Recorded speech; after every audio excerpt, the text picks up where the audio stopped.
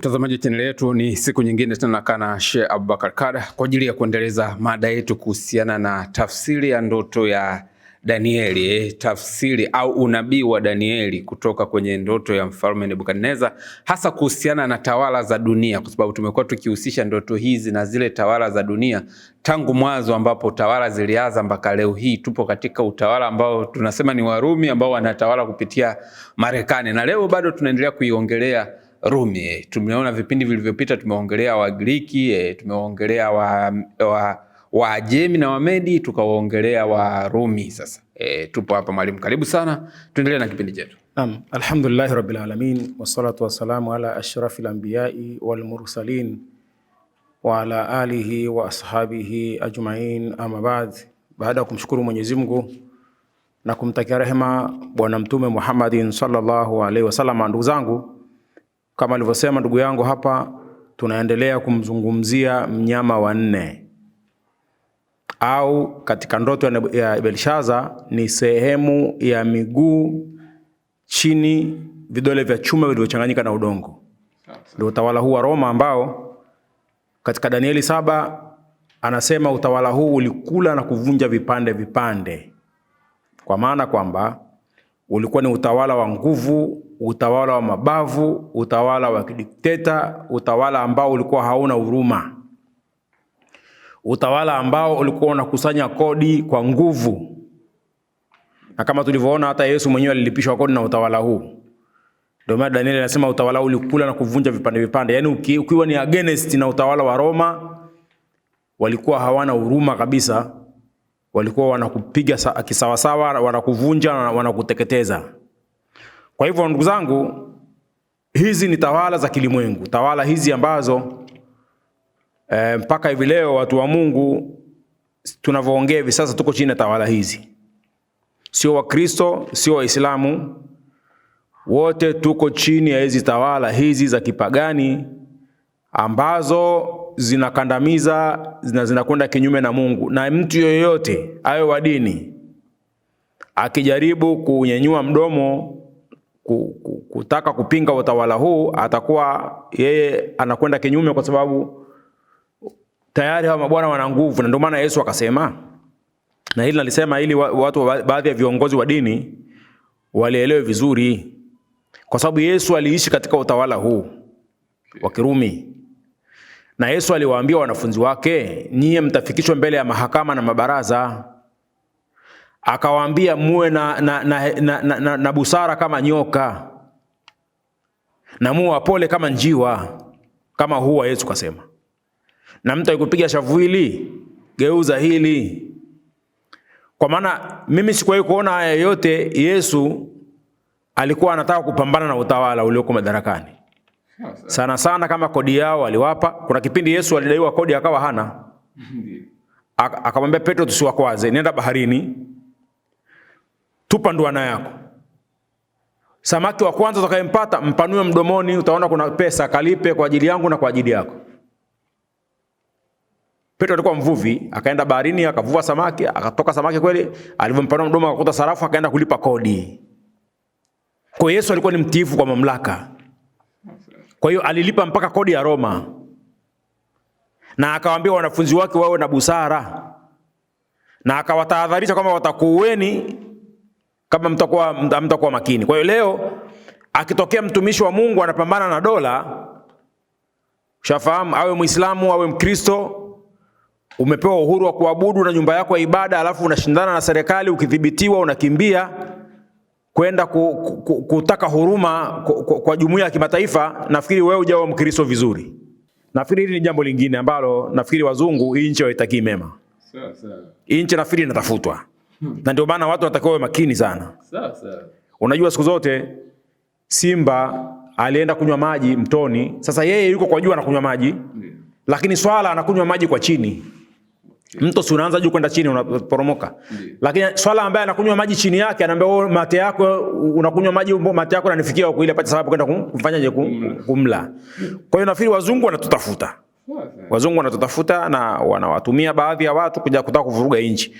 Kwa hiyo ndugu zangu, mada yetu kwa tunazungumzia utawala wa Roma. Utawala huu ndugu zangu, Yesu aliuita utawala wa kidikteta. Nisomee Mathayo 20:25. Maana nitatoa haya leo. Mathayo 20:25, Yesu anauitaje utawala huu wa Roman Empire? Lakini Yesu akawaita akasema, mwajua ya kuwa wakuu wa mataifa huwatawala kwa nguvu na wakubwa wao huwatumikisha. Unaona, Yesu anawaambia Wayahudi kwamba wakuu wa mataifa huwatawala kwa nguvu. Na nyie mnatumikishwa. Utawala wa nguvu ndio utawala wa mabavu, utawala wa kikandamizaji, utawala wa kidikteta. Na hapa Yesu anazungumzia wa Roma, ambao Yesu anazaliwa, hawa Roma wanatawala. Yaani Yesu yuko duniani, Yesu anazaliwa, miaka mingi tayari Uyahudi iko chini ya ukoloni wa Roma. Si Tanzania tumetawaliwa miaka 80. Wajerumani wametutawala miaka 40, Waingereza miaka 40, 80. Lakini hebu fikiria Waisraeli kuanzia utawala wa Babeli huko wanatawaliwa, wanakuja utawala wa Giriki wanatawaliwa, utawala wa Roma wanatawaliwa, utawala chungu mzima. Sisi tumetawaliwa muda mchache sana. Wenzetu wametawaliwa muda mrefu sana. Kwa hiyo utawala huu Yesu anauita utawala wa mabavu. Utawala ambao ulikuwa unakandamiza Waisraeli. Kidikteta. Na ndio maana tumeona kwamba hata bwana mkubwa mwenyewe alilazimika kulipa kodi kwa hekima ili kuendana na utawala. Si hivyo tu, kuna mtu anaitwa Pilato ambaye yeye alikuwa ni gavana kipindi hicho wakati wa Yesu. Pontio Pilato akiitwa, yeye aliwahi kuwachinja Wayahudi ndani ya nyumba ya ibada. Yaani mtawala akiona maslahi yake anakiuka, anakushughulikia popote. Nisomee Luka 13 mstari wa kwanza. Luka 13 mstari wa kwanza. Sawa, anasema, na wakati huo huo walikuwapo watu waliompasha habari ya Wagalilaya wale ambao Pilato alichanganya damu yao na dhabihu zao. Maliza kidogo. Akawajibu akawaambia, je, mwadhani ya kwamba Wagalilaya hao walikuwa wenye dhambi kuliko Wagalilaya wote hata wakapatwa na mambo hayo? Nawaambia sivyo, lakini msipotubu ninyi nyote mtaangamia vivyo hivyo. Kwa hiyo Pilato aliwaua Wayahudi wakiwa ndani wanatoa dhabihu zao za kiibada zile. Akaja akawachinja umomo na kutoa ibada zao na ng'ombe zao na mbuzi, akachanganya dhabihu akawaua. Ndio Yesu anasema, unafikiri kwamba wale waliouao walikuwa wana dhambi kuliko nyie? Kwa hiyo hata nyie msipokuwa makini watawafanya hivyo hivyo. Hawa ni wanasiasa. Kama hutoenda na hekima na busara kama alivyosema Yesu, watakushughulikia na utalalamika sana, kwa sababu dunia hii ni dunia ambayo inakwenda kimaslahi. Kwa hiyo ndugu zangu, utawala wa Roma ni utawala mbaya sana. Utawala ambao huu ulikuwa unatawala ndani ya Israeli. Na ndugu zangu, ni bahati mbaya au tuseme au ni bahati nzuri, utawala huu ulikutana na Bwana Yesu. Yesu alikuja, amezaliwa ndani ya utawala huu, amekulia ndani ya utawala huu, na anajua kila kitu juu ya utawala huu. Na tuliona tangia Yesu akiwa mdogo, wa Roma wanawatuma wale mamajusi wa mashariki kwenda kuhakikisha juu ya mtoto Yesu, lakini baadaye walifeli. Lakini baadaye tunaona Herode huyu ambaye alikuwa anajua kisa cha Yesu alivyokufa, Yesu akarudi kutoka Misri, akarudi Israeli. Ila hakukaa Yerusalemu, akaenda Galilaya katika mji wa Nazareti, ili litimie neno lile neno kwa kinywa cha nabii kwamba ataitwa Mnazorayo. Yesu akahama akaenda Nazareti. Kwa sababu kila nabii, suna ya mitume ni kuhama katika mji wake na kwenda katika mji mwingine. Kwa sababu nabii Yesu anasema hapati heshima katika mji wake mwenyewe. Na ndio maana mitume walihama. Hata nabii Daudi alihama Bethlehemu akaenda kuishi Yerusalemu. Kwa hiyo hata Yesu alivyokuwa mdogo, alivyokuwa anakimbia, alikimbilia Misri ili kunusuru uhai, na sio Yesu mwenyewe. Mungu anamwambia Herode, mkimbize mtoto asije akauawa. Hii inatufundisha nini? Huwezi kujiingiza kwenye madhara ukategemea msaada wa Mungu. Yaani ukiona madhara yanakufuata, kimbia kwanza. Nenda sehemu salama, alafu ndio muombe Mungu. Usikae sehemu yenye utata na pale kuna simba, mimi nitapita na mtegemea Mungu. Hapana. Au kuna watu wengine wajinga, mimi simuogopi mtu bwana, kwa hiyo nitapita. Unajua ile njia na majambazi, afa sema muogope mtu, watakukaba na watakuua. Upiti hapo. Ndio maana Yesu alipokuwa mdogo, baada ya kisa kile, alikimbilia Misri, akalelewa mpaka Herode alikuwa anamtafuta Yesu, alivyokufa Yesu akarudi, alivyokuja na hakukaa pale tena, akahama akaenda mji mwingine unaitwa Nazareti.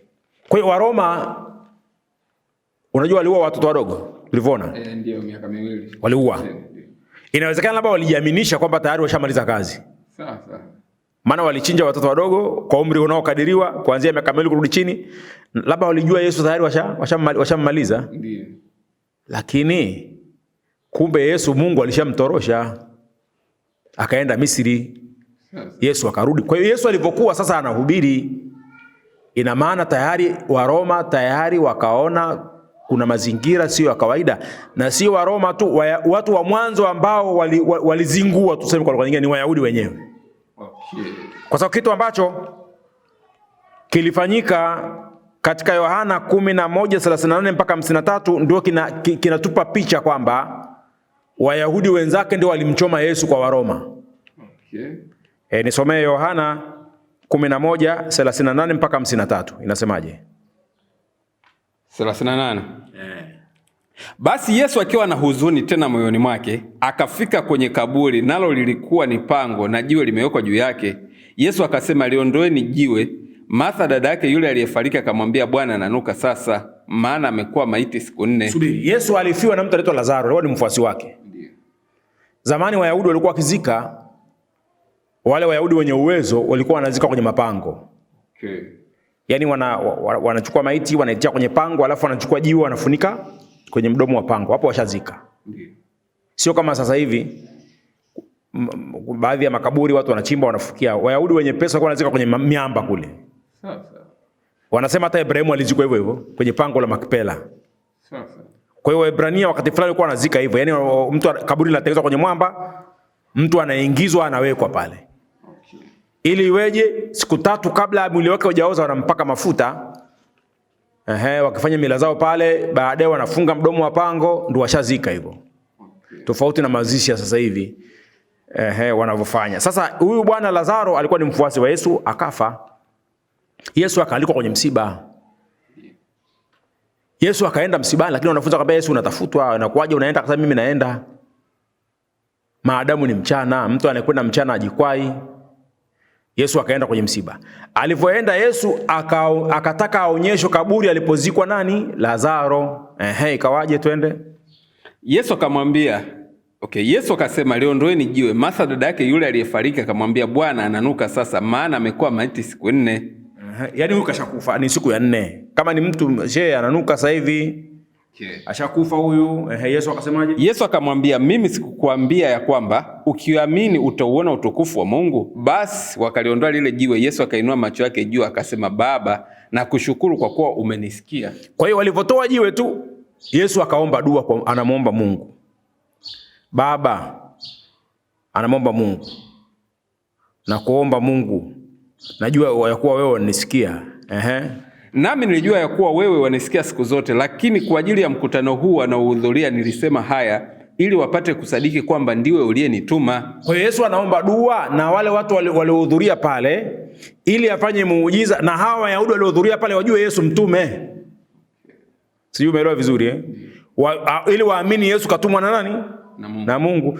Ila Wakristo ukiwaambia hapa, kwa maana unajua hapa utume hapa, kwa sababu kwa jinsi ya mwili wataanza kuleta siasa, lakini Yesu hapa anazungumza kwamba yeye katumwa, na ndio maana anamuomba Mungu ili hata wale mkutano waliohudhuria pale waamini kwamba Yesu katumwa na nani? Na Mungu. Yesu sio Mungu, ndugu yangu, uielewe vizuri. Yesu sio Mungu. Ndio maana anaomba dua hapa ili watu wakubali kwamba yeye katumwa. Endelea. Naye akisha kusema hayo, akalia kwa sauti kuu, Lazaro, njoo huku nje. Yesu akalia kwa sauti akamwambia Lazaro, njoo huku nje. Ndiyo.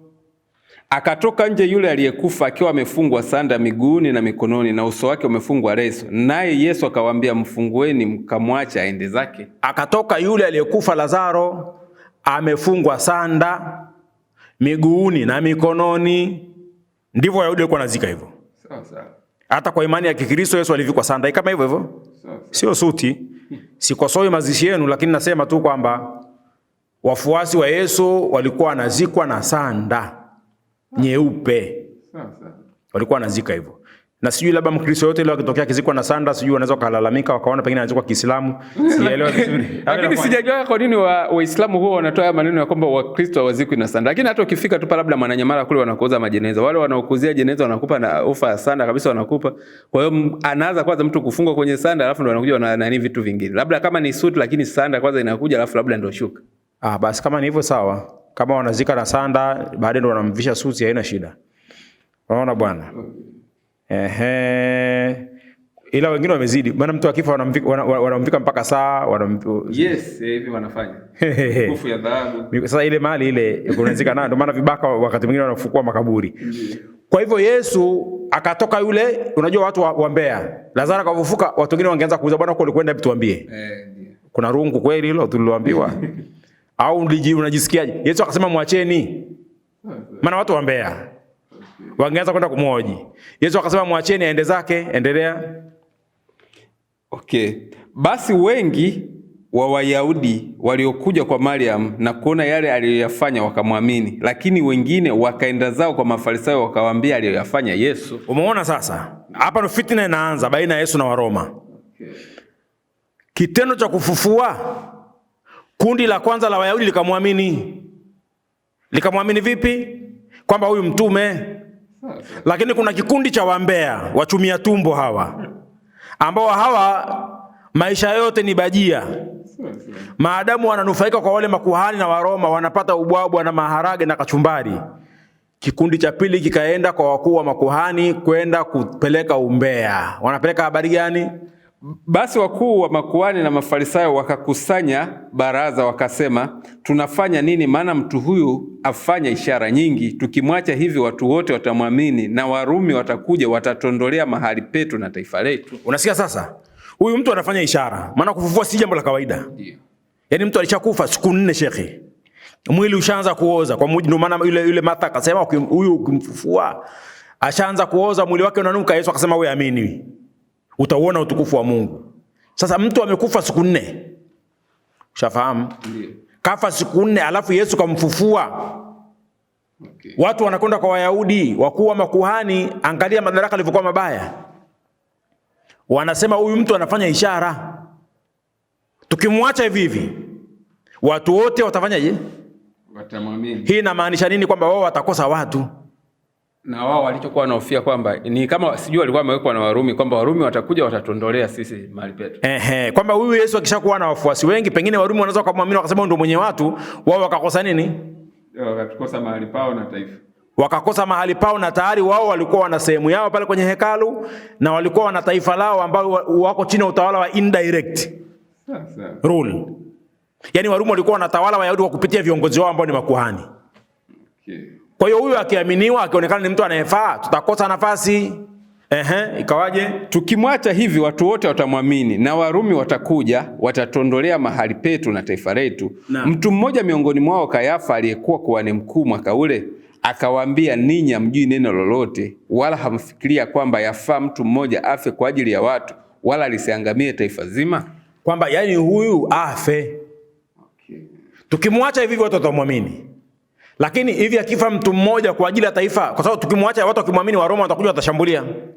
Wataangamiza nchi nzima. Kwa hiyo bora mtu huyu afe.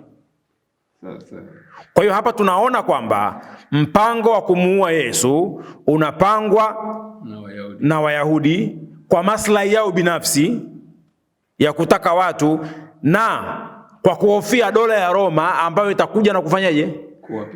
Kuwapiga na kuwaondosha hapa. Mpaka hapa hakuna kwamba kifo cha Yesu mpango wa Mungu. Kifo cha Yesu mpaka hapa ni mpango wa maslahi ya watu binafsi.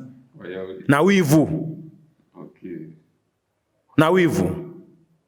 Kwamba huyu tukimwacha hivi hivi, hapana. Kwa hiyo Yesu alipoanza kufanya miujiza hii, nafikiri Wayahudi wakaanza kuwa na mashaka. Okay. Kwamba inawezekana huyu ndio yule Bwana. Maana huyu miujiza si ya kawaida. Sawa. Kwa hiyo katika aya nyingine walituma watu ili kupata uhakika. Okay. Huyu ndio Masihi mwenyewe au sio? Yohana 1:19. Yohana 1:19. Sawa, mstari wa 19 unasema, na huu ndio ushuhuda wake Yohana Wayahudi walipomtuma kwake makuhani na Walawi kutoka Yerusalemu ili wamuulize, wewe unani? Kwa hiyo Wayahudi sasa, unajua Yesu alishamkosa akiwa mdogo. Ndio. Sasa kila wakimuona huyu wana mashaka, lakini hapa wameenda kwa Yohana, maana hawamwamini yoyote. Yohana mwenyewe alipoanza kuhubiri ubatizo wa toba uletela ndo la dhambi kwa jangwani, naye wakatuma watu. Okay. Huyu ni nani? Wamuulize Yohana, wewe ni nani? Naye alikiri wala hakukana, alikiri kwamba mimi siye Kristo. Yohana Mbatizaji akasema yeye sio nani? Kristo. Yani Yohana akakiri kwamba yeye sio Masihi. Sawa. Wakamuuliza, ni nini basi, u Elia wewe? Wakamuuliza, wewe ni Elia? Akasema, mimi siye. Swali la 3, mimi siye. Wakauliza, wewe u nabii yule? Akajibu, la. Kwa hiyo walitegemea watu watatu. Walimtegemea Elia, Kristo na nabii yule. Okay. Watu watatu. Na hawa ni wasomi, sio mbugira. Ni Wayahudi waliosoma ambao wametuma watu waende kwa Yohana wamuulize. Na Mafarisayo ni walimu wa Taurati. Watu waliobobea katika elimu ya Kiyahudi. Wakamuuliza Yesu kwamba wewe ni Kristo. Wanamuuliza Yohana, wewe ni Kristo? Yohana akasema hapana. Je, wewe ni Elia? Akasema mimi siye. Je, wewe ni nabii yule? Mtu wa tatu. Nabii yule nani? Hilo tutalizungumza baadaye, tutazungumza siku nyingine kuweza kupata picha nyingine kuhusu nabii yule, kwa sababu Yesu kwa mujibu wa Biblia ndio Kristo. Masihi. Yohana, ukisoma Mathayo 11:18, Yesu anasema Yohana Mbatizaji ndio Elia mwenye masikio na asikie. Yesu anasema nabii yule nani? Okay. Tunaweka kwenye mabano, tutazungumza katika mada hii ya Danieli. Kwa hiyo tunaona kwamba sababu ya Yesu kutaka kuuawa na ndugu zake Wayahudi ni kwa ajili ya maslahi. Okay. Ndio maana hata walipomshtaki kwa Pilato wakasema damu yake na iwe juu ya vichwa vyetu na watoto wetu. Ushafahamu kwamba yani Wayahudi washaamua kumtoa kafara ndugu yao. Maana wale wakuu wa makuhani ilikuwa ni baraza inaongozwa na watu 70, viongozi wote makuhani, Sheikh. Okay. Kwa hiyo yule kuhani mkuu anakuwa ni mwenyekiti wa kile kikao. Okay. Cha wale wazee 70 wa Kiyahudi. Kwa hiyo Wayahudi wote na baraza lao walikubaliana kwamba Yesu afe. Na ndio maana kwenye Qur'ani ukisoma katika sura ya 4:158 inasema wakaulihim inna katanna almasiha Isa ibn Maryama Rasulullah. Walikubaliana wote juu ya kumuua Masihi mwana wa Maryam, Rasulullah, mtume wa Mungu. Okay. Walishakubaliana wakakaa kikao cha kumdhibiti mtume wa Mwenyezi Mungu ili wamuue kwa maslahi yao. Na huu ndio mwenendo wa Wayahudi ulivyo. Wako tayari kumtoa kafara kwa ajili ya maslahi. Tunaona hata Yusufu, kwa sababu walimuona Yakobo anampenda Yusufu, wakaamua kumtoa kafara Yusufu, wakamtupa kisimani ili wale watoto wengine 10 waliobaki wapate maslahi kwa baba yao. Ndio Wayahudi walivyo. Yaani Myahudi kwenye maslahi anakuua, wala haoni aibu. Na ndio maana Wayahudi mpaka leo wa Palestina wanakula kisu, kwa sababu Myahudi kwenye maslahi yake hana masiara. Na ndio maana ukisoma katika fikra za Kizayuni wanasema tutamuondosha yoyote anayekaa katika njia yetu kwa kutumia masanduku ya pesa. Na ndio mchezo mchafu ambao wanacheza leo mpaka ndani ya Marekani. Marekani leo inadhibitiwa na hawa watu kwa sababu ni watu mahodari sana wa fitna kwa ajili ya maslahi yao. Myahudi hawezi kuona hatari yoyote kufa kwa nani? Kwa mzungu au kufa kwa Mwafrika. Achilia mbali Myahudi mwenzake, wanamtoa kafara Yesu ambao ni ndugu yao kwa ajili ya maslahi yao, kama alivyofanya kwa Nabii Yusufu. Qur'ani inasema walivyomtupa Nabii Yusufu kisimani, walienda wakachinja kondoo, wakamvua Yusufu kanzu, wakaipaka damu ile kanzu ya Yusufu, wakaenda kwa baba yao usiku, wanalia, machozi yanawatoka. Wayahudi wasanii sana. Machozi yanatoka, sema Yusufu kaliwa na mbwa mwitu. Yakobo akaangalia kanzu akasema, huyu mbwa mwitu gani ambaye anamla mwanangu? alafu kanzu ni nzima hajaichana, alimlaje? Ina maana mbwa mwitu alimvua kanzu Yusufu ndo akamla? Sawa. Walijichanganya. Kwa hiyo hawa ndio Wayahudi ambao wenyewe hawajali. Na ndio maana leo unaona Mayahudi wanaisukuma Amerika katika vita vibaya kabisa vya Irani huko, elimradi wao mambo yao yanawaendea, hawajali. Na hivi ndivyo walivyofanya, kwamba wamtoe Yesu kafara, na wakasema damu yake na iwe juu ya vichwa vyetu na watoto wetu. Hivi ndivyo walivyofanya. Na operation hii ilifanyika, na kwa mujibu wa Wakristo wanasema Yesu alikufa msalabani. Waislamu wanasema, Qur'ani imesema wama qataluhu wama salabuhu walakin shubbiha lahum, hawakumuua wala hawakumsulubu, walibabishwa mtu mwingine. Kila mtu ana imani yake, lakini kinachozungumzwa hapa ni kwamba Wayahudi walikusudia kuzima misheni ya Yesu. Sawa. Kwamba ujumbe wake usiwepo kwa gharama ya damu.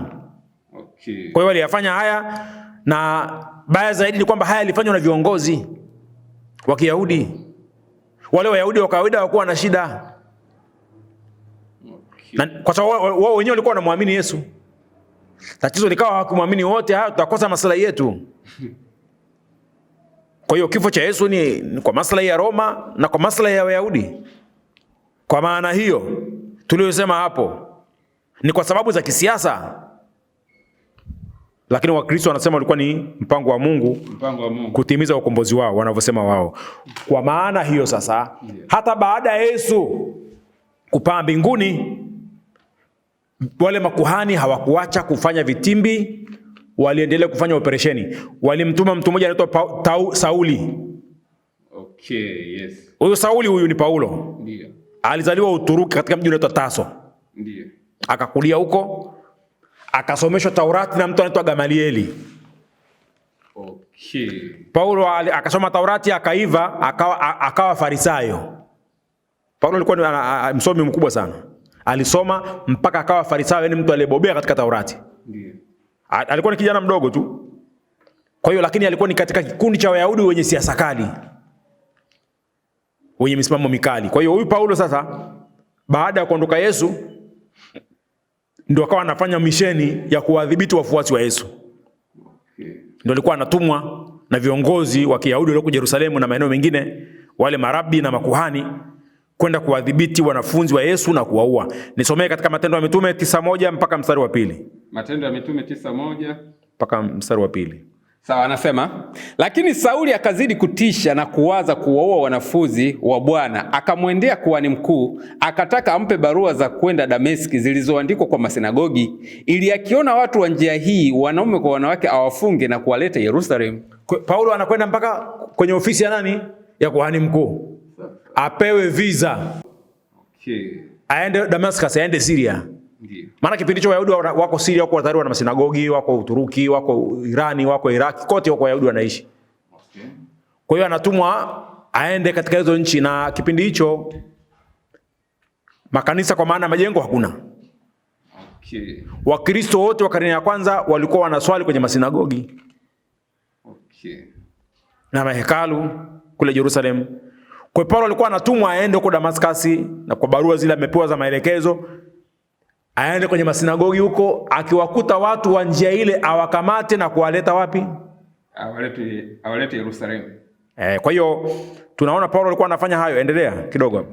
Wakati alipokuwa kisafiri, ikawa anakaribia Dameski, ghafla nuru kutoka mbinguni ikamwangaza kote kote. Akaanguka chini, akasikia sauti ikimwambia, Sauli, Sauli, mbona wanitesa? Kwa hiyo Paulo wakati anakwenda huko Syria sasa, katika mji wa Damascus, ndio anasema akasikia sauti, ametokiwa na Yesu, akamzuia asiende kuwakamata wafuasi wake huko Syria. Okay. Na inasemekana kwamba katika kisa hichi Paulo alipata mtihani, kwa sababu ile nuru ilikuwa ni kubwa iliyomwangazia, akawa kipofu muda wa siku 3, haoni. Okay. Mpaka baadaye akatumwa sijui Petro, akaenda kule akamwombea, sijui Paulo akawa amefanyaje, amepata. Kwa hili linatufundisha nini? Kwamba wafuasi wa Yesu walikuwa wanaandamwa hata baada ya Yesu mwenyewe wanauawa. Sawa sawa. Sasa swala la kujiuliza, ikiwa kwa mujibu wa Biblia pale msalabani alikuwa mtu mmoja anaitwa Baraba, ndio, ambaye yeye alifungwa kwa sababu ya ujambazi, ndio, Lakini Waroma kwa kejeli zao wakasema tumfungulie Yesu au tumfungulie Baraba. Wakasema mfungue Baraba, huyo Yesu tunamtaka tumsulubishe. Yaani walikuwa wako tayari jambazi afunguliwe. Ndio. Lakini Yesu afanyeje? Aende asulubishwe. Asulubishwe. Hii inaonyesha kwamba Warumi walikuwa ndani ya utawala wao ulikuwa ni utawala wa kisheria ukiwa unapelekwa mahakamani. Lakini Paulo alipata mamlaka ya kwenda kuwakamata watu. Kipindi hicho Wayahudi si kwamba wanatawala kwa 100%, wako chini ya Waroma. Wanakwenda kufanya kazi hiyo, ina maana si walikuwa wanafanya kazi chini ya baraka za Roma? Ndio. Wanakamata watu, wanakuja wanawaua. Sawa. Ni kwa hivi ni utawala wa Roma. Kwa hiyo Roma na Wayahudi walifanya mauaji, na ndio maana kule kwenye Danieli tutakuja kuona inasema pembe hii ilifanya nini? Vita na watakatifu na ikawashinda, na iliwaua watakatifu kweli, walikufa kuanzia kina Yohana Mbatizaji na wanafunzi wa Yesu. Na sio huyo tu, mpaka kuna mwanafunzi wa Yesu anaitwa Yakobo aliuawa na Herode. Okay. Aliuawa. Matendo ya Mitume 12 mstari wa 2. Sawa, mstari wa 2 anasema hivi: akamua Yakobo ndugu yake Yohana kwa upanga. Herode Antipa, huyu anaitwa Agripa, huyu alimuua Yakobo ambaye ndugu yake Yesu. Anasema mstari wa 1, karibu wakati ule ule Herode mfalme akanyosha mikono yake kuwatenda mabaya baadhi ya watu wa kanisa, akamua Yakobo ndugu yake Yohana kwa upanga. Kwa hiyo Herode alimuua Yakobo, mwanafunzi wa Yesu, kauawa, amekatwa kichwa. Anasema na akiona ya kuwa imewapendeza Wayahudi, aliendelea na kumshika Petro pia. Kisha zilikuwa siku za mikate isiyochachwa, wakati wa Pasaka. Akamkamata na Petro, lakini Petro hakufanikiwa kumuua. Kwa hiyo sasa hapa inaonyesha wazi kwamba operesheni hii za kusafisha ziliendelea kuwadhibiti Wayahudi na kuwaua chini ya usimamizi wa Roma, ili kuangamiza nini? Unabii wa Kiyahudi, lakini kadhalika kufanya vile ili utawala wa Roma uendelee kupata maslahi. Kwa hiyo hili lilifanyika mpaka wakati Yesu ameondoka duniani. Mauaji yanaendelea mpaka wakati wa Stefano, nafikiri ukisoma katika Matendo ya Mitume 7 mstari wa 59, huyu Stefano alipigwa mawe, lakini wakati anapigwa mawe anayesimamia mauaji ni Paulo. Sawa. Kipindi hicho Paulo bado hajaongoka. Anafanya mauaji kwa niaba ya wakuu wa makuhani. Hebu soma hiyo Matendo ya Mitume mstari wa 7 aya 59. Aya 59. Nazia 58. Wakamtoa nje ya mji wakampiga kwa mawe, nao mashahidi wakaweka nguo zao miguuni pa kijana mmoja aliyeitwa Sauli. Wakampiga kwa mawe Stefano, naye akiomba akisema, Bwana Yesu, pokea roho yangu. Akapiga magoti akalia kwa sauti kuu, Bwana usiwahesabie dhambi hii. Akisha kusema haya akalala, na Sauli alikuwa akiona kitendo cha kuuawa kwake kuwa ni sawa. Kwa Paulo anasimamia operesheni ya mauaji. Kijana kapigwa mawe mpaka kafa. Huyu kwenye Qur'ani wanamuita, ametajwa katika surati Yasini, anaitwa Habibu Najari. Habibu Najari maana yake ni rafiki yake mawe. Najari Kiarabu maana yake ni mawe. Habibu maana yake ni mpenzi au rafiki. Alipigwa mawe. Kisa hichi kinatoka kwenye surati Yasini katika Qur'ani, jinsi huyu Stefano alivyopigwa mawe na Paulo akisimamia operesheni hii ya kijeshi ya safisha dhidi ya Wayahudi. Kwa hiyo kama tulivyosema kwamba utawala wa Kiroma ulikuwa ni utawala wa dhuluma, utawala ambao ulikuwa ni wa kikandamizaji, utawala ambao uliwadhibiti Wayahudi kwa kiasi kikubwa, na kwa kweli wengi waliuawa. Lakini yale matumaini ya Wayahudi bado yalikuwepo. Matumaini ya Wayahudi yalikuwepo kwamba atakuja Masihi kuja kuwakomboa. Lakini kumbe Masihi mwenyewe ni Yesu alishakuja, na wenyewe wakamkataa, wakasema huyu siye. Kwa hiyo wanaendelea Wayahudi kukesha na kusubiri Masihi wa kivita aje ili waendelee kukombolewa. Kwa hiyo Wayahudi walikwenda mpaka kwenye mwaka 66. Ndio. Mwaka 66 baada ya Kristo, yani baada ya Yesu, kuna watu wanaitwa kipindi hicho gavana wa Kirumi alikuwa anaitwa Gesias. Ndio. Florus, alikuwa anaitwa Gesias Florus, alikuwa anatawala kipindi hicho Yerusalemu. Na huyu bwana aliweka kodi kubwa sana kwa Wayahudi. Na yani kulikuwa kuna mfumo maalum wa kutoa fedha pale hekaluni. Yani Wayahudi walikuwa wanafanya hivi. Pale kwenye hekalu, kila ukoo wa Kiyahudi na saba yake ilikuwa imeandikwa pale, imewekwa pale. Sawa. Kwa hiyo wakuu wa makuhani walikuwa na idadi ya Wayahudi wote kuanzia koo zao na makabila yao. Kwa hiyo hekalu lilitumika kama kituo cha kukusanya kodi vile vile na mapato ya Kiroma. Na hata wakati mwingine ikifanyika biashara, ndio maana hata Yesu mwenyewe alipoingia kule alipindua meza akasema nyumba hii ni nyumba ya sala, lakini mnafanya kwa pango la wanyang'anyi. Okay. Kwa hiyo waligeuza kituo cha kukusanya kodi TRA mlemle, kituo ambacho cha wao kufanya biashara zao kwenye hekalu, walikuwa wanafanya mambo mengi. Sasa kipindi hicho Wayahudi wengi wakawa hawataki ule ukandamizaji. Hawataki ukandamizaji. Ndio maana hata Yesu alipoulizwa swali kuhusu kodi alimwambia Petro hivi, kwani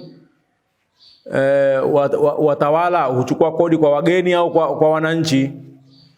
Wakasema kwa wageni. Akasema basi tusiwakwaze, nenda kavue samaki. Kwa hiyo hata Yesu hakupendezwa na jinsi walivyokuwa wanachukua kodi ya dhuluma, lakini alikuwa hana namna. Sasa Mpaka Yesu akalazimika kwenda baharini kutafuta kodi ya Waroma. Kwa hiyo Wayahudi walikuwa wanakandamizwa na utawala huu, lakini vile vile Waroma walikuwa wanabagua Wayahudi kidini. Okay. Ukumbuke kwamba kipindi cha Waroma ni wapagani bado, hawajawa Wakristo. Ndio. Kwa hiyo walikuwa wanachukulia Wayahudi kama ni watu washenzi. Kipindi cha Warumi wanaabudu Jupiter, wanaabudu Mars, wanaabudu miungu yao. Okay. Kwa hiyo ibada ya kumwabudu Yehova wao wanachukulia kama ni huyo Yehova ni miungu kama miungu ya Kiroma tu. Okay. Uchafahamu. Kwa hiyo hata uhuru wa Kiyahudi wa kuabudu ulikuwa ni haupo kivile.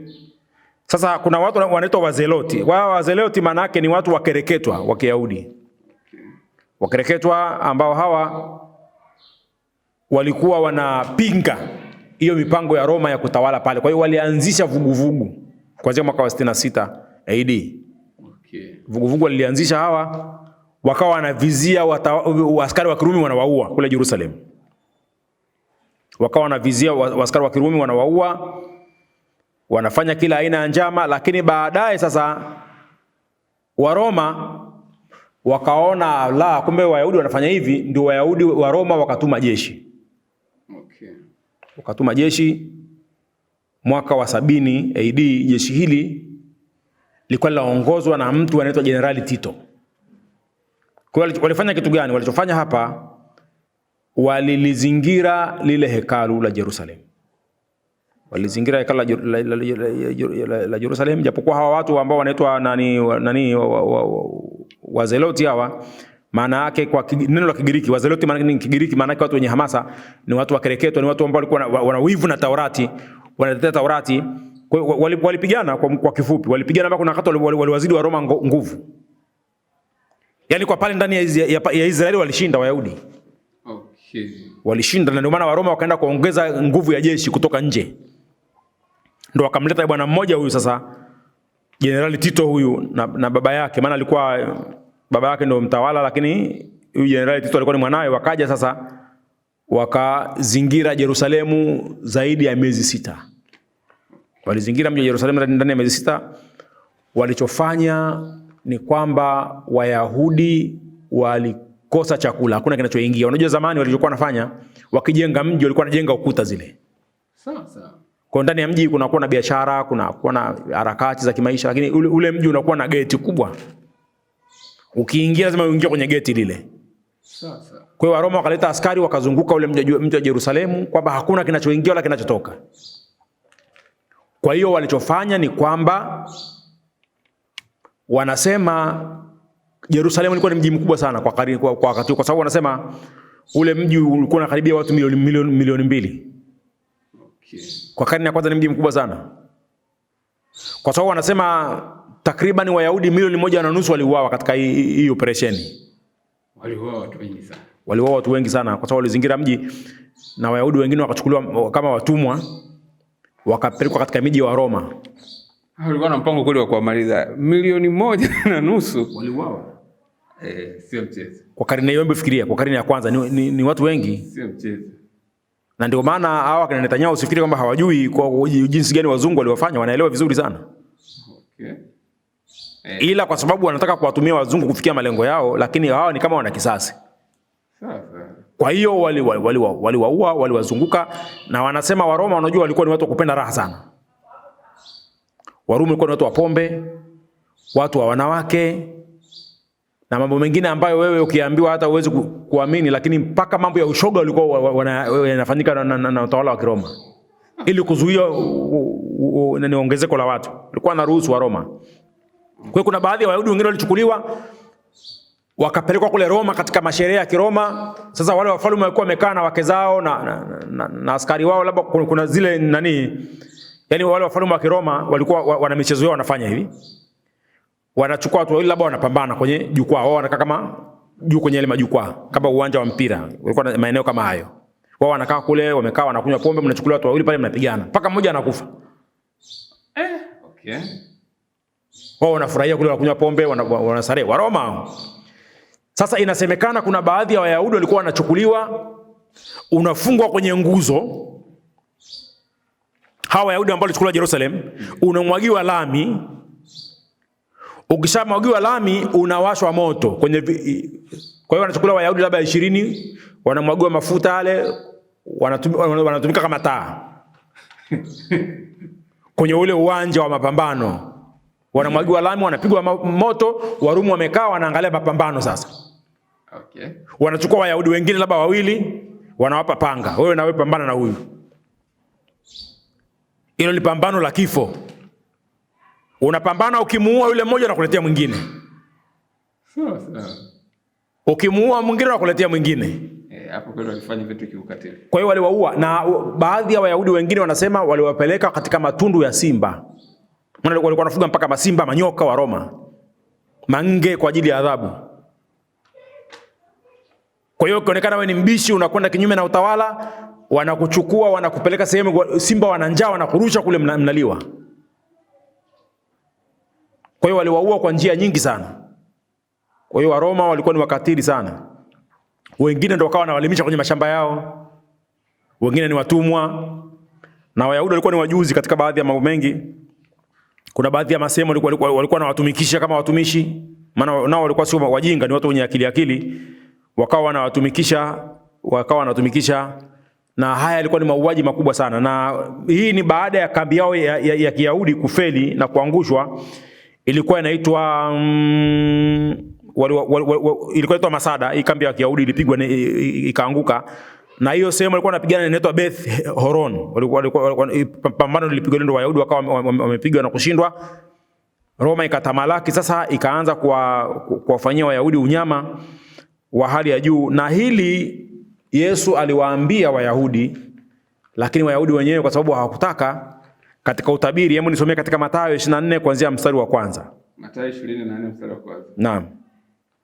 Sawa. Anasema, Yesu akaenda zake akatoka hekaluni, wanafunzi wake wakamwendea ili kumuonesha majengo ya hekalu. Naam. Naye akajibu akawaambia, hamyaoni haya yote? Amini nawaambieni, halitasalia hapa jiwe juu ya jiwe ambalo halitabomolewa. Kwa hiyo hapa Yesu hajaondoka, lakini wanafunzi wamemwendea na kumuonesha majengo ya hekalu.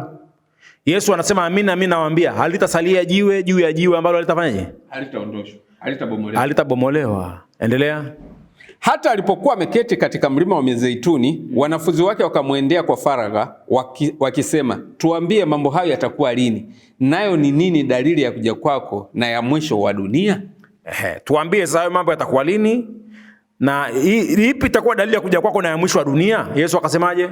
Yesu akajibu akawaambia, angalieni mtu asiwadanganye, kwa sababu wengi watakuja kwa jina langu wakisema mimi ni Kristo, nao watadanganya wengi. Nanyi mtasikia habari za vita na tetesi za vita. Angalieni msitishwe, maana hayo hayanabudi kutukia, lakini ule mwisho bado. Kwa maana taifa litaondoka kupigana na taifa, na ufalme kupigana na ufalme. Kutakuwa na njaa na mitetemo ya ardhi sehemu mbalimbali. Hayo yote ndiyo mwanzo wa uchungu. Kwa hiyo haya yote Yesu anazungumza, lakini ukisoma mbele huko anasema alipozungumzia hekalu, kwa sababu pale alisema alitasalia jiwe juu ya nini? Ya jiwe. Wanasema wakati wa Roma wanashambulia Yerusalemu sasa. Ndio. Kwa sababu walikuwa na chuki za kidini. Ndio. Askari mmoja wa Kiyahudi alikwenda kuchoma hekalu. Okay.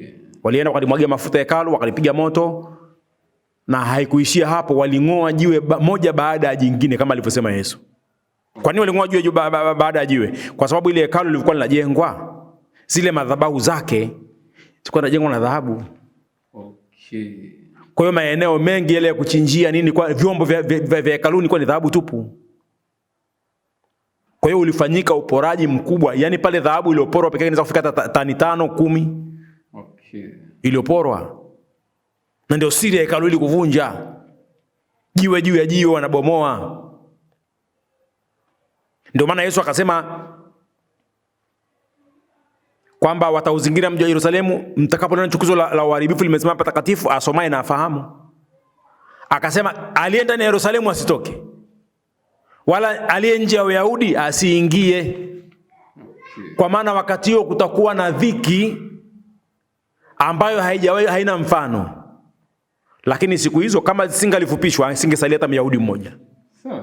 Kwa sababu ilikuwa ni wakati ngumu, Wayahudi walipigwa, wakazingirwa, waliuawa Wayahudi wengi, 1.5 milioni si masiara. Wayahudi wengi walikufa katika hujuma hii ambayo ilifanywa na Waroma. Wayahudi waliuawa kwa kiasi kikubwa, na baadhi yao wakahamishwa katika miji ya Waroma, wakakimbia nchi. Hekalu tena kwa hamna. Okay. Kwa matumaini ya Kiyahudi yote yakawa yamefanyaje? Yamepotea. Wayahudi wakawa wamekimbia.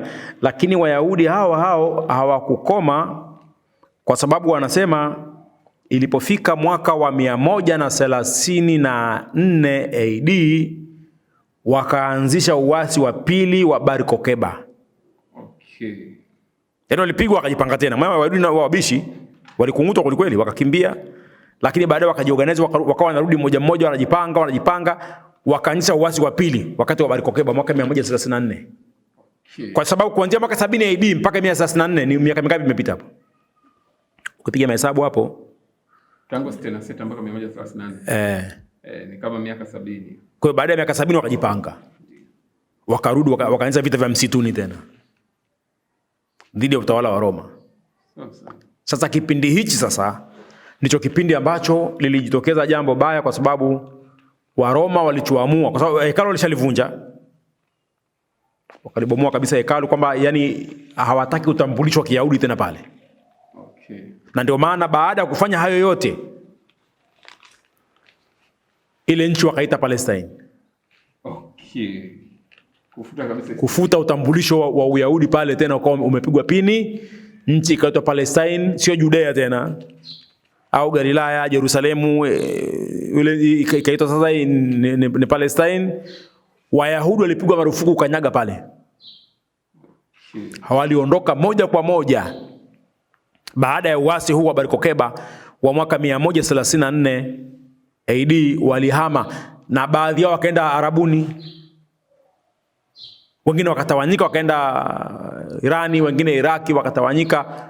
Wayahudi wakawa hawana nchi. Uwezi kuamini hawakurudi tena mpaka mwaka 1948. Ndio wanarudi chini ya usimamizi wa Uingereza na Umoja wa Mataifa. Wanarudi, wanawakuta wa Palestina, wanakuja na madokumenti wasema hii ardhi tulipewa na Mungu, inatakuwa mtupishe.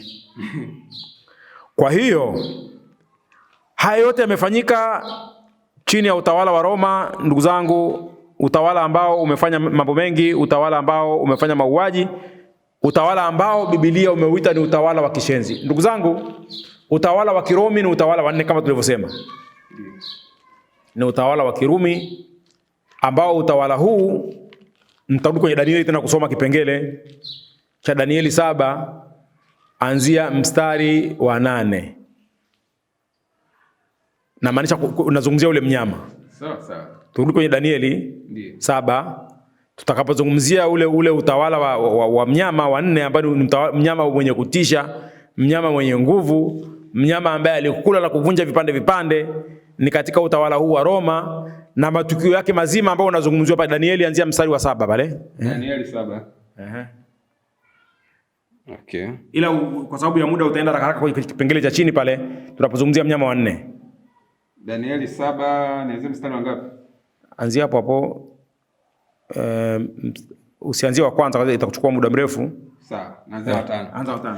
Natazama huyu mnyama ni wa pili. Nenda wa 4 haraka tuweze kupata. Yaani hapa tunazungumzia utawala wa Roma ili watu waweze kupata picha kamili, Sawa.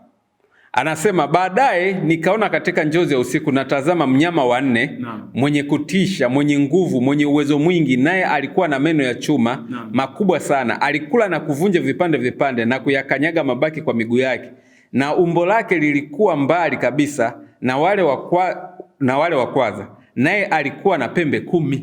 Alikuwa na pembe 10. Twende.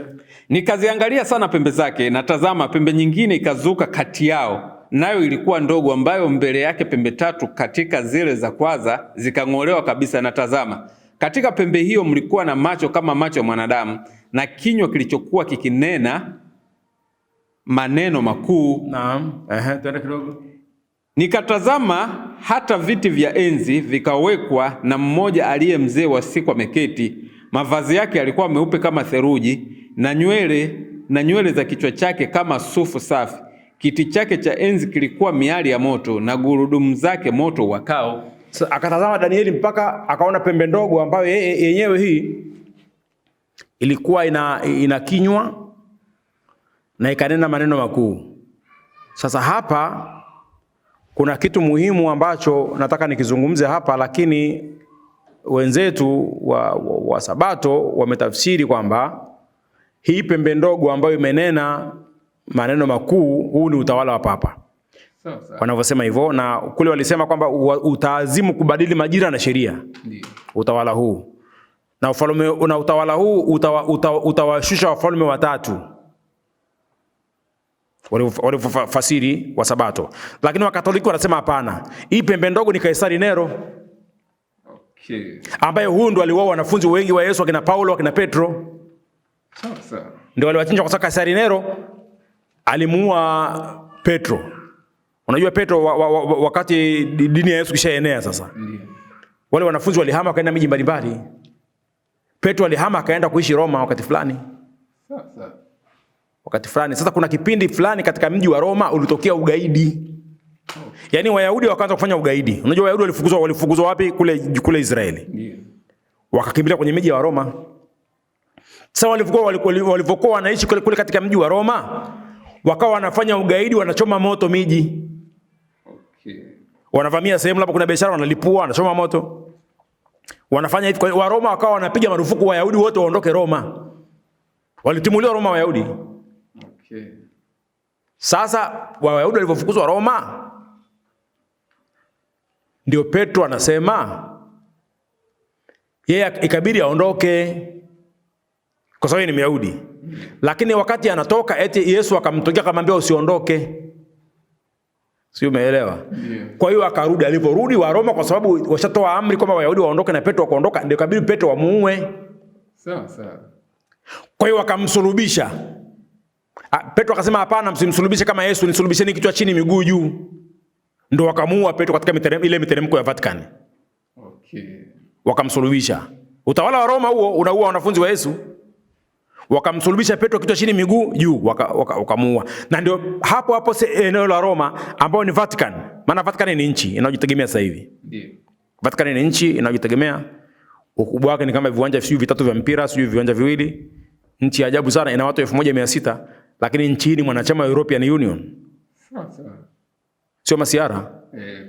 Kwa hiyo sasa Petro akauawa, akazikwa, na ndio pale alipozikwa Petro sasa ndio wa Roma wakaja kujenga kanisa la Santa Peter. Kwa sababu Katoliki wana desturi moja. Ukiona kanisa linaitwa mtakatifu fulani, unajua kuna mabaki yake pale ya mwili wake pale. Ima mfupa wake au athari yote ya yule aliyekufa. Kwa hiyo Santa Peter maana yake ni Petro. Petro huyo. Petro aliuawa, kichwa chini miguu juu, akazikwa pale. Ndio maana lile kanisa linaitwa Santa Peter, ni mtakatifu Petro. Na Wakatoliki wao huamini kwamba Petro ndio papa wa kwanza. Kwamba kanisa Katoliki limejengwa kwa misingi ya mitume na manabii. Petro ndio kiongozi wa kwanza, kwa sababu Petro, Yesu alimkabidhi Petro funguo. Akamwambia jambo lolote utakalofungua duniani limefunguliwa mbinguni, utakalofunga mbinguni limefungwa duniani. Akapewa funguo zile, nimekupa funguo za kuzimu sijui. Ndio maana bendera ya Vatican inakuwa na nini? Inakuwa na ufunguo. Sawa. Kwa hiyo wao waamini wa Katoliki kwamba Petro ndio papa wa kwanza duniani, amezikwa pale. Vatican. Lakini hilo halitoshi, vile vile inasemekana baada ya kufa Petro, Paulo pia naye kusalimika. Paulo aliuawa na Kaisari Nero huyo huyo. Siko aliuawa kwa sababu gani? Inasemekana kisa ni mwanamke. Katika masimulizi mengine kuna mwanamke mmoja anaitwa Popea au Paulina, wengine wanasema katika historia za Kigiriki na Kiroma. Huyu mwanamke alikuwa ni mchizanachi au mchiza chakacha wa Kiyahudi. Sasa huyu mwanamke inasemekana leo kukutana na Paulo akahubiriwa neno. Ndio. Lakini mwanamke hakukubali kuwa Mkristo. Unajua wanawake ni mtihani. Ndio. Na hata mashehe natakuwa tuwe makini kuhusu mambo ya wanawake. Ukiwataja sana kwenye mitandao, wakati mwingine wanaweza wakakuaibisha. Ndio. Na ndio kitu ambacho kilimpata Paulo. Paulo alimhubiria huyo mwanamke alivyokutana Yerusalemu. Lakini baadaye Paulo katika mahubiri yake alikwenda mpaka Roma. Akakutana na Kaisari Nero. Akaenda kumhubiria Ukristo, maana Paulo alikuwa waogope, alikuwa anakwenda sehemu yote anaingia na hubiri. Akamhubiria. Sasa baadaye yule mwanamke akamwona Paulo. Yule mwanamke kwa sababu alikuwa ampendi Paulo, akamfitinisha kwa Kaisari Nero, akasema huyu Paulo namjua. Nilivyokuwa Yerusalemu leo kunitaka au nikamkatalia. Sasa amekuja huku tena Roma, anakuja kuhubiri haya mambo, huyu si mtu mzuri. Kaisari Nero akaamua kumuua Paulo, akamkata kichwa. Na ndio maana ukisoma Biblia Roman Catholic ya Imprimatur inaandika kama mwaka 66 hivi Paulo auawa huko Roma. Imeeleza in short tu Paulo auawa Roma, lakini historia yake ni hii. Kwa sababu ya huyu mwanamke mchezanachi, huyu mcheza chakacha alisababisha fitina, Paulo akakatwa kichwa na Waroma. Akauawa, kukatwa kichwa. Kwa sababu mwanamke mchezanachi wa Kiyahudi, huyu mcheza chakacha alikuwa mwanamke mnenguaji mzuri, mkata viuno maarufu sana huko Israeli. Kwa hiyo akamfitinisha Paulo, Paulo naye akawa amechinjwa, akauawa. Kwa hiyo Wayahudi wanafunzi wa Yesu karibia wote waliuawa na utawala wa Kirumi. Na ndio maana wafasirina wa Kiroma wanasema kwamba pembe ndogo yenye macho ilionena maneno makuu ya makufuru, huyu ni Kaisari Nero. Sawa. Lakini Wasabato wanasema pembe ndogo ni Papa. Na huyu Papa wa Sabato wanasema anakosea kwa sababu yeye anajiita nani? Baba. Ndio. Na Yesu anasema wala msimuite mtu baba duniani katika Mathayo 23:9, kwa maana baba yenu ni mmoja aliye mbinguni. Sawa. Kwa hiyo kitendo cha mapapa kujiita baba mtakatifu kwamba hawa wanakufuru, wanajipa makamu ya uungu. Lakini mapapa wanajitetea, wanasema wao mapapa ubaba huu wanaojiita ni ubaba wa ulezi tu. Wa ualimu, wa ulezi. Na ndio maana Wakatoliki kwa sababu ni watu wa uchumi. Ndio. Na kupeni siri nyingine muelewe, ndio maana bendera ya Vatican ina rangi ya njano. Njano ni dhahabu. Wakatoliki ni watu wa kutafuta mali, na ukitaka kulijua hilo, hata hapa Tanzania nenda katika mkoa yote ukuta kuna kanisa kubwa. Chunguza utaona zamani kuna madini hapo. Mkatoliki ndiye sehemu yenye njaa. Sasa Wakatoliki ni watu ambao dunia wanaijua vizuri sana. Wakienda sehemu jua wanaenda sehemu ina ubwabwa. Ndio maana bendera yao ni bendera ya njano. Njano ile dhahabu, madini. Wakatoliki sio watu wa masiara. Ile ni madini, dhahabu. Na ndio maana Wakatoliki wale mapadri hawaowi. Unajua sababu yake nini? Padri, askofu, papa akioa maana yake akifa mali yake itarithiwa na watoto wake. Ndio. Kweli. Lakini papa au mchungaji, papa au askofu akifa kwa sababu hana mtoto, mali inakuwa ni ya kanisa. Hana mrithi. Kwa hiyo bado inarudi mle. Kwa hiyo yeye maisha yake yote amejitolea kwa ajili ya kanisa.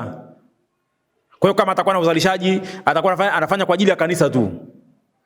Kwa hiyo ni watu wa kumiliki, ni watu ambao wako vizuri. Na ndio maana wanasema mpaka kufika karne ya 16 nusu ya ardhi ya Ufaransa ilikuwa chini ya Wakatoliki. Wakatoliki sio watu wa masiara. Mkatoliki akienda hapa akitaka kujenga shule, anajenga shule kweli kweli. Kwa hapa Tanzania peke yake Wakatoliki wana zaidi ya university 10. Wana zaidi ya vyuo vikuu 10. Ni watu si watu wa mchezo, ni kwamba watu wamejipanga vizuri, wako vizuri. Na wakienda sehemu wanachukua mpaka heka 500. Wanajenga vyuo vikuu, wanajenga mahospitali, wanajenga vitu vizima. Waislamu wakienda sehemu wanachukua msikiti, wanachukua nusu heka. Sijui umeelewa vizuri Alafu baadaye tunalalamika wenzetu, hii nchi bado kubwa. Hivi Muislamu gani leo anakatazwa kwenda sehemu akachukua hata eka 100? Nani anatuzuia? Leo Katoliki wanakwenda sehemu wanachukua eka 500, eka 200, tunalalamika, Wakatoliki wanachukua sehemu kubwa ya ardhi. Nyinyi mmekatazwa, mbona nchi bado ni kubwa? Inatakiwa sisi wenyewe tubadilike. Hasa watu wa BAKWATA. Waache mazoea kama alivyosema Mufti, badilika, acha mazoea. Tunataka kuona BAKWATA ambayo yenyewe nayo imebadilika. Tusiishi kwa kulaumu tu. Kwamba Wakatoliki wana machama makubwa, Wakatoliki wanafanya hivi, ndio wanayo. Wana hospitali ya rufaa, Waislamu hata hospitali moja hatuna. Wenzetu wamejipanga hivyo, lakini hili alituondolei sisi kupambana, na ni sisi hatuna viongozi wenye vision. Leo kweli BAKWATA wanaweza kwenda sehemu mkoani wakataka eka 100 wakakosa? Wakati wa utawala wa Magufuli aliwaambia BAKWATA kwamba ile ardhi yote ambayo BAKWATA imeporwa kimagumashi, Magufuli yuko tayari kusaidia. Kipindi hicho katika wilaya ya Moshi, namalizia hapo kwa sababu muda umeenda, alikuwepo mkuu wa wilaya anaitwa Sabaya, yule ambaye alikuwa alituhumiwa. Kuna heka 500 za Waislamu Sheikh Moshi zilichukuliwa na Muhindi wakati wa Magufuli, zikarejeshwa kwa Waislamu Moshi. Kwa hiyo kuna kipindi ambacho, ndugu zangu Waislamu, sisi tukikaa tu na kulaumu haisaidii chochote. Inatoka tu na watu wenye mitazamo. Huu si wakati wa kulaumu. Kama alivyosema Mufti, tubadilike, tuache mazoea. Huu ni wakati ambapo Waislamu wanaweza wakafanya mabadiliko makubwa.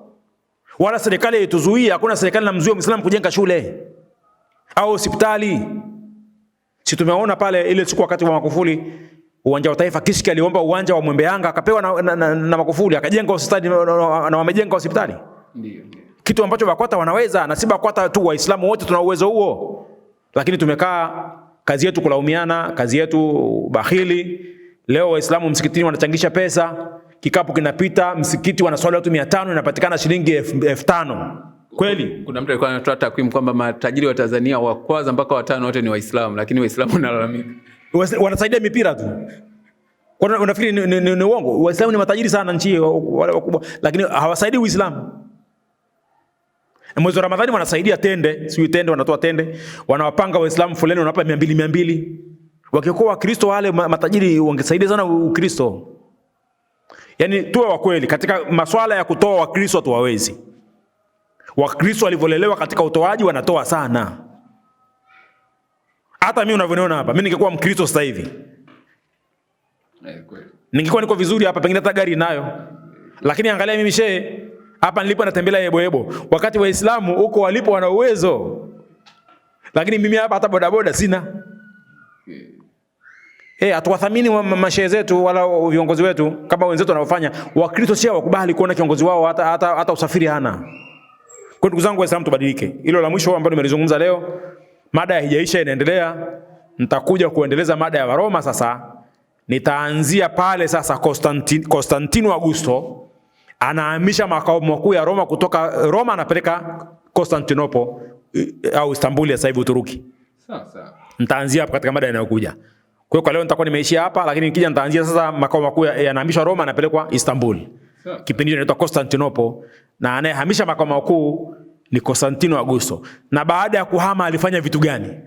Tutaweza kuona inshallah katika kipindi kijacho. Kwa hiyo kwa leo nitasimama hapa kwa kuyazungumza hayo machache, lakini niseme kwamba tumo katika mwezi wa Dhulhijja, mwezi unakuja huu ukishaandama tutaingia katika ibada ya udhuhia, ya kuchinja wanyama. Kwa hiyo Waislamu ambao Mungu amekujalieni, msiache kulifanya hili kwa ajili ya kutafuta mapenzi ya Mungu, na wasihi sana kwa ajili ya kutafuta radhi za Mwenyezi Mungu. Tunao watu wengi wanahitajia sadaka zenu hizo kwa ajili ya mayatima, kwa ajili ya wapate sadaka zenu hizo za hivyo vichinjwa ambavyo vitapatikana katika sikukuu ya Idi. Na wale watoto mayatima watahitaji nguo, inshallah itakapofika wakati huo nitakuombeni muwasaidie kama mlivyofanya katika Idi iliyopita. Namba yangu ya simu ni 0714 829191 0714 829191. La mwisho, msubscribe katika channel ya Simulizi ili muendelee kupata taarifa zingine inshallah. Mada hii itaendelea. Kwa hayo machache niseme assalamu alaikum warahmatullahi wabarakatuh.